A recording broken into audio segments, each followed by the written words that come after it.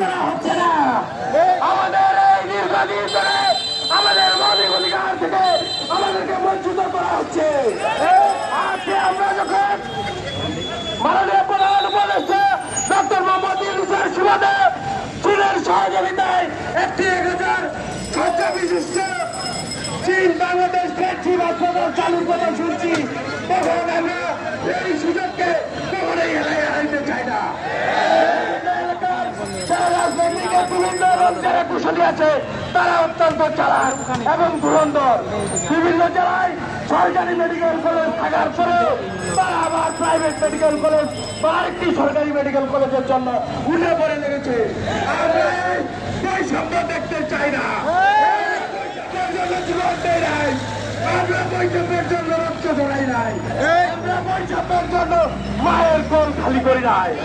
মায়ের আমার আমরা কোন বৈষম্য দেখতে চাই না। অচিরেই পঞ্চগড়ে চীন বাংলাদেশ পেট্রি হাসপাতাল স্থাপনের নির্দেশ এবং নির্দেশ খাবো এই আশাবাদ ব্যক্ত করে সবাইকে ধন্যবাদ জানিয়ে আমি শেষ করছি। আসসালামু আলাইকুম। সম্মানিত ভাইয়েরা, সাংবাদিক ভাইয়েরা সহ আপনারা একটু পিছিয়ে যান।